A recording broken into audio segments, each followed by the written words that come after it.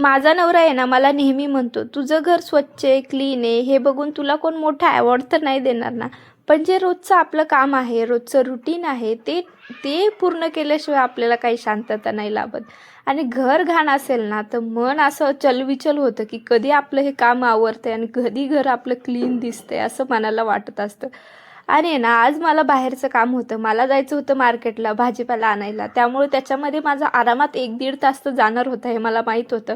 पण म्हटलं, की आज काम आहे ना, बाहेरून आल्याच्या नंतरच करायचं. पण स्वयंपाक मी सकाळीच आवरून घेतला. स्वयंपाक जसा केला तशी बाहेर निघले आणि बाहेरून सगळा भाजीपाला, सगळं सामान घेऊन आले. आल्याच्या नंतर भांडी घासले आणि किचन क्लीन केलं. आणि किचन क्लीन केल्याच्या नंतर आता मला घर साफ करायचं होतं. पण घर साफ करण्याच्या आधी दार साफ करायचं होतं.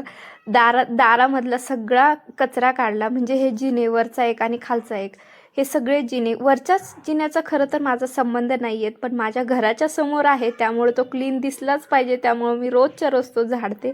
सगळं माझं दरवाजातलं सगळं साफ करून झालं होतं. आता मला घर साफ करायचं होतं आणि घर साफ करायची सुरुवातच माझी होती ती सोफ्यापासून. कारण सोफा एवढा अस्ताव्यस्त पडलेला असतो ना, कितीही 5 मिनटं नाही लागत त्याला घाण व्हायला. 5 ते 10 मिनटं खूप झाले.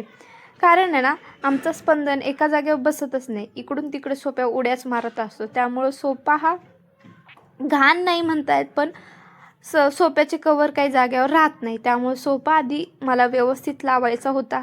सोफा लावला, त्यानंतर सगळं घर छान असं झाडून तर झालं घर. पण आता आहे ना, स्पंदन आहे ना अजिबात ऐकत नव्हता. म्हणून त्याला आहे ना TV लावून दिला. आणि ही स्वच्छताचा व्हिडिओ तुम्हाला कसा वाटला नक्की सांगा. व्हिडिओला लाईक, शेअर आणि सबस्क्राईब करा. आणि हो, कमेंट पण करा. आणि भेटूयात नवीन अशा इंटरेस्टिंग व्हिडिओमध्ये. तोपर्यंत काळजी घ्या.